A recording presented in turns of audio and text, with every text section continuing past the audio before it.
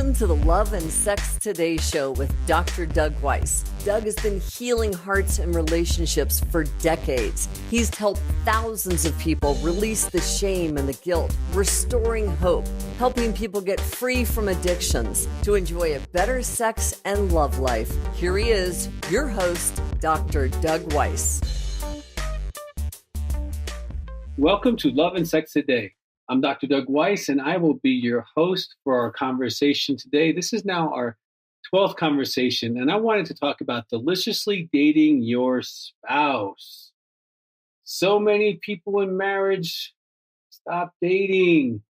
That's such a big mistake. I tell my friends all the time, listen, you're either going to date or do therapy, and therapy is expensive, so you want to date your spouse. Very important conversation today. I'm going to give you practical tools, some things you probably never heard of or thought of, so that you can really deliciously date your spouse, really enjoy dating in your marriage, okay? So that you can have fun. And if you're not married yet, get ahead of the game. Get these tools. When I talk about marriage, listen to the podcast and get ahead. Get these tools in your little premarital workbook you're working on and keep these ideas so that you can facilitate and expedite a healthy relationship when you get to that point if you choose to do that. So I want you to go to loveandsextoday.com and you can subscribe there, write reviews on iTunes. That helps everybody be part of the team, be part of the family. And one of you will be selected for a private conversation with myself.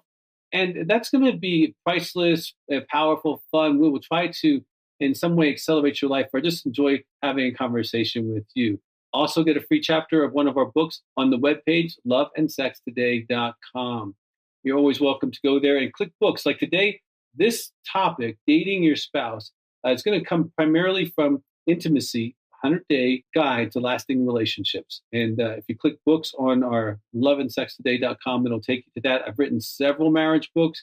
They all have good ideas in them. This one about dating is so important because if you're going to be married, why not have fun?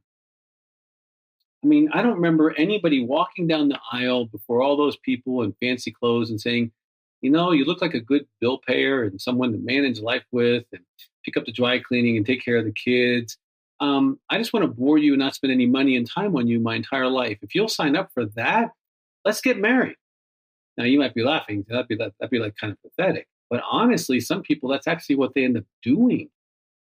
Within months or early years of relationship, they get focused on managing their bills and buying their house or their apartment and their furniture and getting this done and getting that done. And all of a sudden, this magical relationship becomes this dry functionship. And if you're in a functionship, you know what I'm talking about. It's about getting this done or this project or this social activity. And we're not having fun anymore. It's no longer you and me, babe. It's this getting done? Did that get done? Did that get picked up? Did this kid get to this event? And you lose sight of your lovership. You lose sight of that friendship that you used to have when you looked into each other's eyes and you were just so happy to be seen and so happy to look into them and be with them and plan having fun together. And you're like, Dr. Weiss, you know, there's a lot of responsibilities. I know, but one of your primary responsibilities is to keep your marriage hot. You will not have a hot marriage if you're not dating. Marriage needs to be fun for it to stay hot. You need to go out and have a good time. You're like, you don't understand, Dr. Weiss, we're really busy. Or you don't understand, Dr. Weiss, we're really poor. Okay, well, here's what I know about poor people. They tend to hang in tribes. So if you're poor, you know other poor people. So what you want to do is get together with them, maybe rotate your kids back and forth so you can get a night out. 1 week you take their kids, 1 week they take your kids. There are solutions if your objective is clear. And if your objective is to have a hot relationship, you want great love, you want great sex, you got to invest because those things are results. And you're going to hear me say that again and again throughout the many podcasts we're going to be together. And if you want a hot marriage, you want to have fun, you want to laugh, you want to look at your wife or husband as a lover, you're going to have to invest in them as a lover. And I don't talk about just sex. I'm talking about a lover, someone who thinks about you, who writes you that card, who sends you that little hot text and that communicates, hey, I can't look forward to being with you. Or when you come home, they give you a kiss because they're in love with you and just grateful that you're building a life together. But you're really still important to them. And love is spelled Time. You need some time together. Just having the warm, fuzzy feeling that'll go away if you're not investing Time. So I want to talk about dating today. I want to give you some real practical tips because I want you to be successful at dating. And, you don't want to be the person who, begrudgingly goes on dates and complains while you're on the date about being on a date and all the money you're spending and being frustrating. And you call that a date. That'll be sabotage and you'll stop dating. And that happens a lot. Some couples try to date, but they end up complaining the whole time about some situation or in-law or politics or potholes or family problems with the kids. Listen, dating needs some really clear boundaries. So I'm going to give you a few boundaries. If you will follow these, your chances of being successful in dating for a lifetime are really high. Now, Lisa and I have been married for now over 30 years. It'll be 31 years here in the next month. And we have been going on dates for most of those years. I want to say almost all of them. I mean, there was probably a short period between the two kids that was maybe a few months long. But we go on a date every week. Okay, I practice what I'm telling you. I am not one of those guys who get on the little microphone and tell you what to do, but not do it myself. If I tell you to exercise, I'm exercising 3 to 4 times a week. Okay, so if I tell you to exercise, it's because I'm exercising. If I'm talking about dating, I'm dating. Matter of fact, we're going on our date as soon as I get off this microphone and get ready for that. We're going to go on a date. We got an event to go to and looking forward to being with my beautiful wife. I love being with Lisa. She's my best friend. She's my lover. She's the woman I want to be with. I want to show her off. I want to play with her. I want to smile. I love listening to her laugh. I love her big green eyes. I love the way she dresses. She is hot. And I believe that because I'm investing and she's investing and we invest in dating. So we follow the rules that I'm about to lay out to you. And I've been dating her for 30 years. I'm going on a date today. And I'll go on one next week. And the week after that. And even when I'm traveling, we try to get one in. I mean, it's very rarely that we don't date every week. Our children have grown up with a couple that's in love that wants to be together. And so they feel pretty secure that we're going to make it because we keep wanting to sneak off and be alone together. That's the kind of feeling you want to give your kids. I mean, some people, they have small children like, oh, we can't leave. No, you need to let them know you love each other. You need to let them know they're not the center of the world, that your relationship is the center of what's going on, not them. They're important, but they're going to leave if you do parenting right. Okay? And I'm an empty nester, so I can tell you that actually happens, and it's a very wonderful thing. Every stage of life is great, and this one's fantastic. So, number one, let's start with just making it a priority. What I want you to do is talk to your spouse today, and I want you two to have a conversation. How often do we want to date? Once a month, twice a month, or once a week? I would say twice a month is about where you want to be at the very bottom. Okay? Less than that, okay if you have to for some reasons, but I would really keep it to twice or 4 times a month. So you're having fun consistently because life is challenging and it's meant to be fun. And you might also have fun with your lover wife, lover husband that you decided you wanted to. So that would be really fantastic. So decide that. Then decide a day. Pick a day that really is going to be kind of sacred for your date night or date day. Some of you are self-employed. You can do it in the morning, you can do it in the afternoon. But pick a time when you can be pretty consistent with it on most bases. Depending on what's going on with the kids, that time's going to stay stable for maybe 6 months or a year at a time. That way, when you do hire, I call them angel sitters because they're watching my children and they must be angels to do that. That's kind of them. Always pay them well. And you can schedule them months in advance. You can say, listen, every Tuesday night, I need you here. I'm going to pay you X. Can you do this? Yes, they can. If they know it's every Tuesday, they can figure their life around that, and it happens, and it makes it work for everybody. Okay, so make sure you pick a solid day. And then what I want you to do is I want you to rotate responsibility for dating. This is a really important principle in dating because I found so many, just thousands of couples get this wrong. And they want to date, but they want to make the other person happy. Listen, you don't have the superpower of making your spouse happy.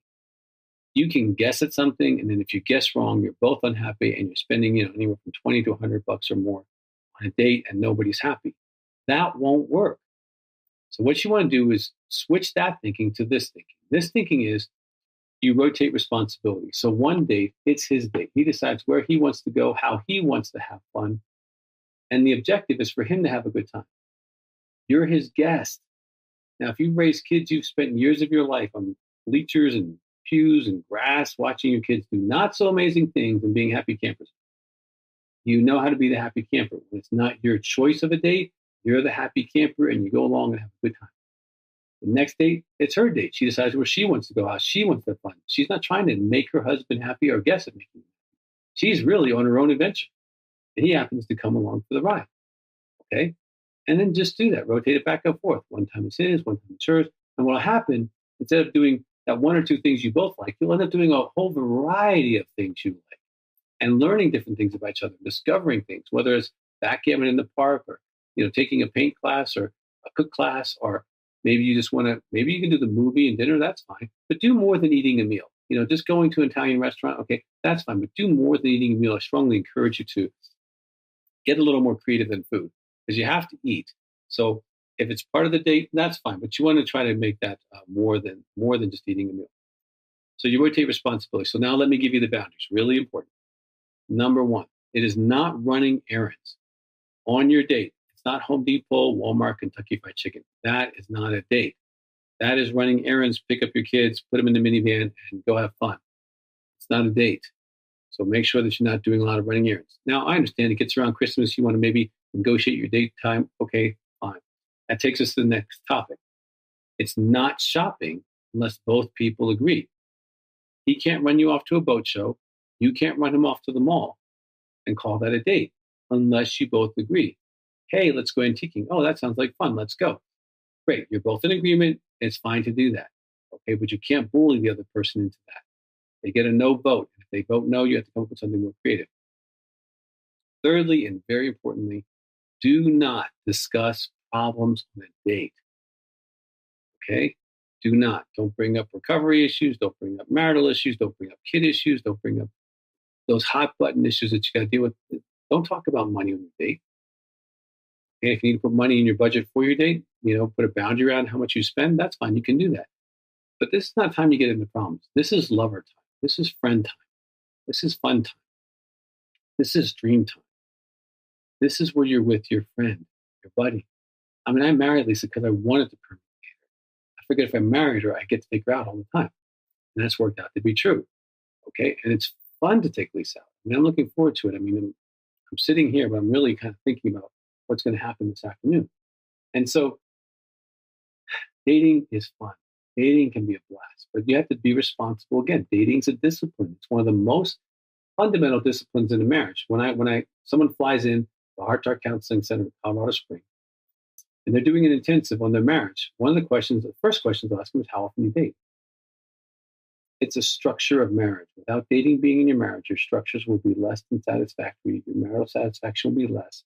And you don't need to do that. Dating's fun, and it can be creative, and you deserve that. So I want you to go on dates. I want you to have a really good time. Now, don't forget, go to Love and Sex Today. That's loveandsextoday.com. Subscribe there. Review us on iTunes. If you want one of the marriage books, click the book icon, get one of those. And for those of you who review us on iTunes, one of you a month will be picked out for a private conversation with me. And we will cover whatever you want to cover to accelerate some area of your life so that you can have a fantastic life. As always, there's a free chapter on our webpage. Enjoy that. And remember, always have great love and great sex today. That's it for our episode of Love and Sex Today with Dr. Doug Weiss. Head on over to loveandsextoday.com and be sure to subscribe to the show on iTunes. When you do, and you post a review on iTunes, some lucky listener is going to win every single month a private confidential coaching call with Dr. Doug Weiss. Also, feel free to ask any question you like. You can push a button, speak your question, and Dr. Doug will answer your question in a future episode. So be sure to subscribe to the show. Doug's got some great gifts for you, and we will look forward to seeing you next time.